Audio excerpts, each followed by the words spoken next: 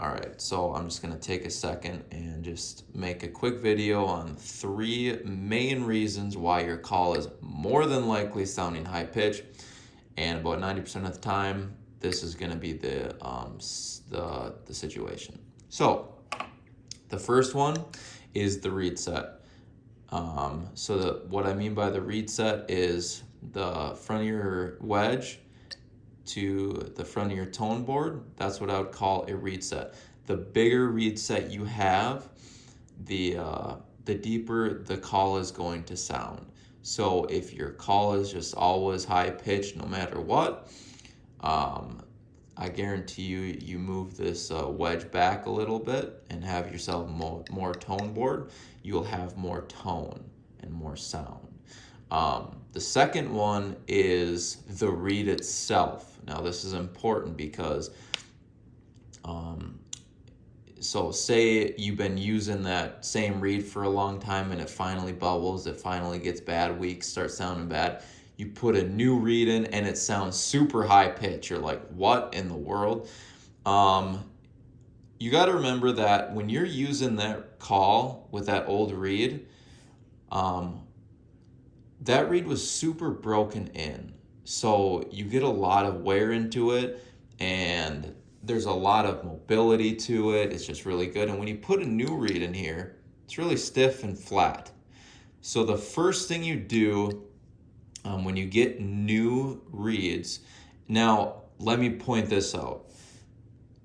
This really only matters with a shallower gut because the range of motion is so small.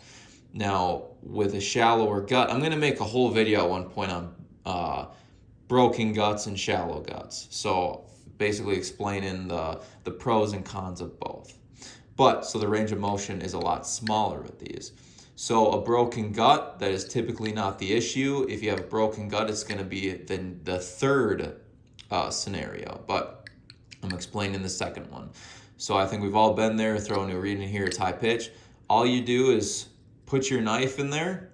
That's why I always carry one of these. It's just a really thin, one of those replaceable razor blades that you can just put in, I think it's a outdoor edge or something like that.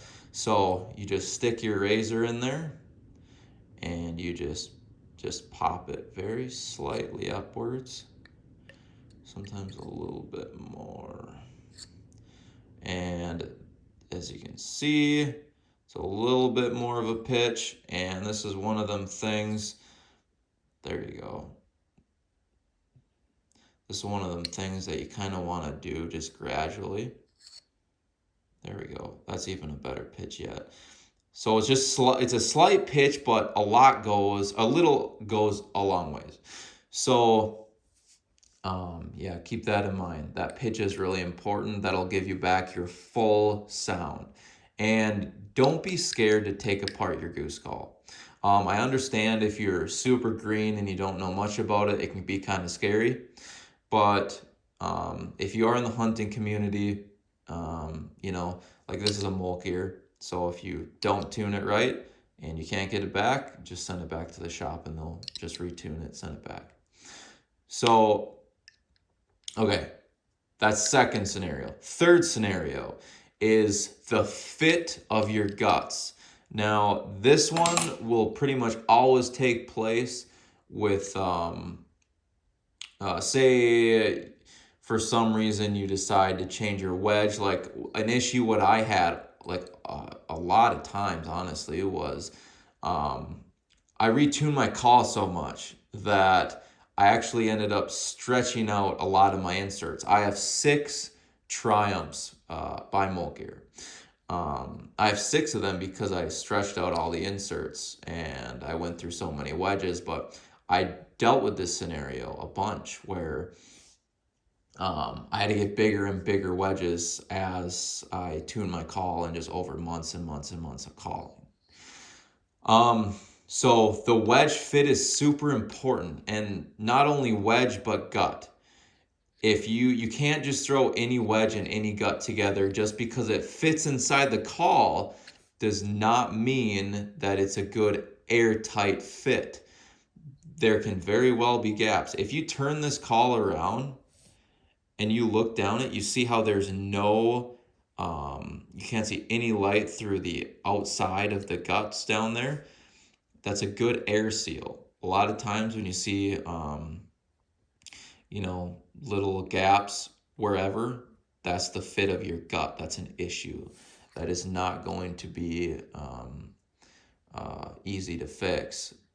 There's a couple sealants you can do if you do any uh,